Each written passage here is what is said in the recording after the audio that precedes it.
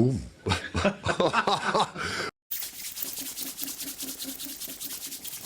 Just caught my nose then doing that. Bring this badger over here. Yes, what's good everybody, or what's not good everybody? What's good everybody is not Leeds, what's not good everybody is Leeds.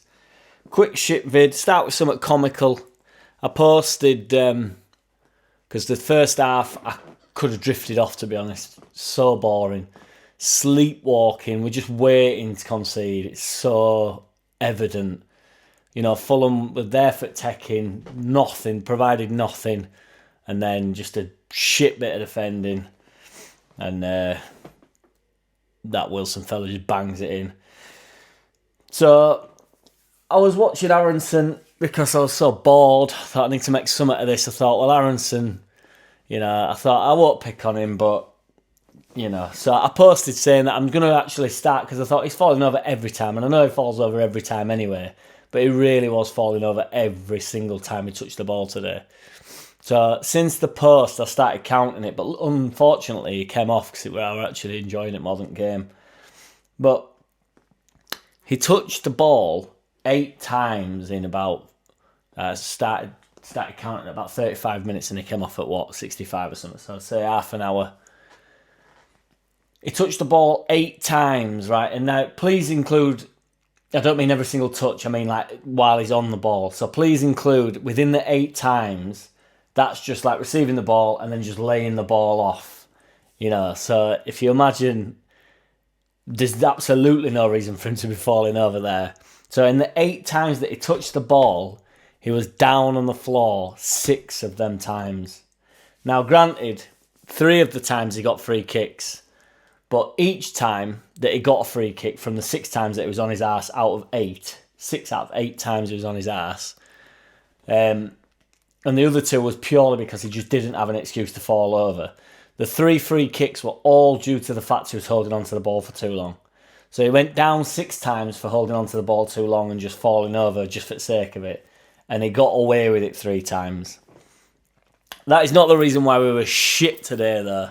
We were shit today because we're shit. We're so boring to watch. Nothing's happening. It has failed, hasn't it, the GRACIA project, I would say, in truth. I don't want to be harsh, but it has.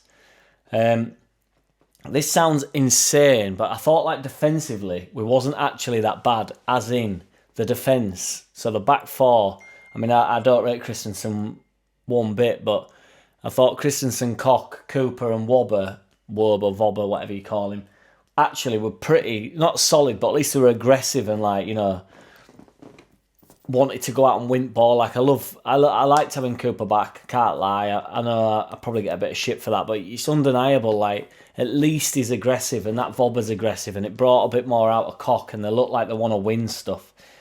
But it's just McKennie and Rocker in front is just supplying no support whatsoever. I don't know where they are half the time. If Rocker's not fouling somebody, I don't know what he's doing. If he's not fouling or failing to be able to beat the first man on a corner, them corners were insane. When he got 3 in a row, and then got the 4th and finally beat the first man. It's unbelievable. I don't mind odd one. You know, if you take a bad corner, but 3 to have 4 opportunities just to beat the first man.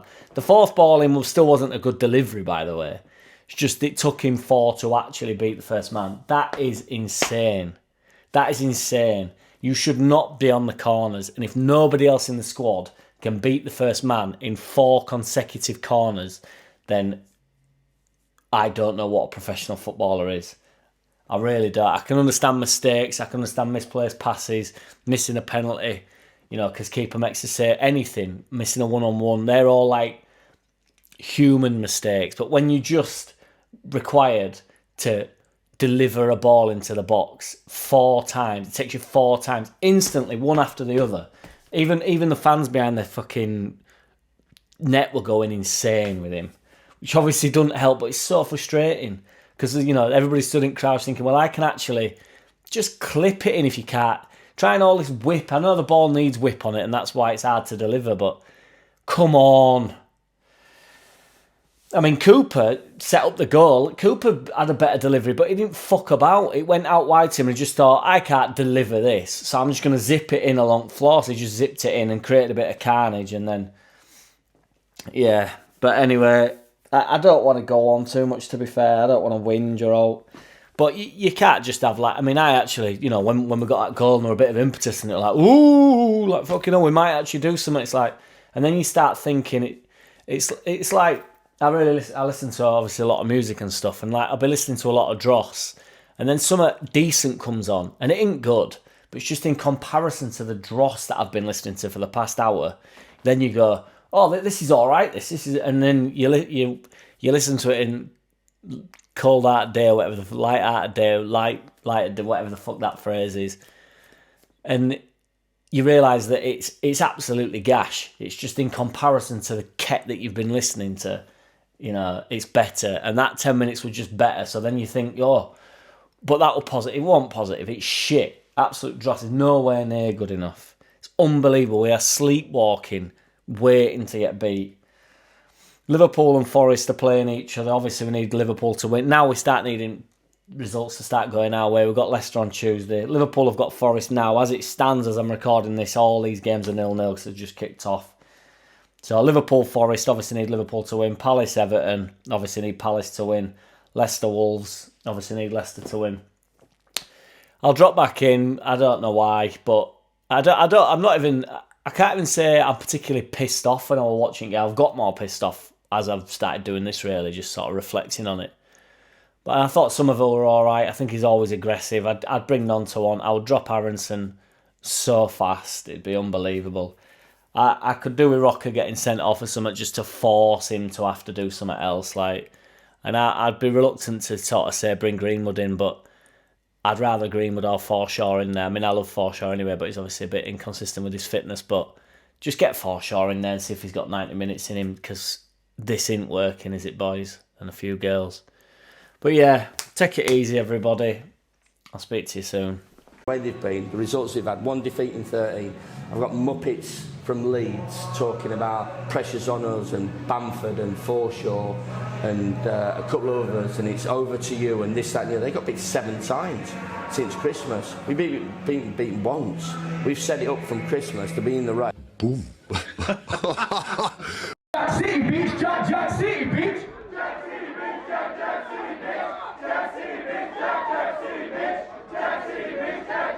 Hey!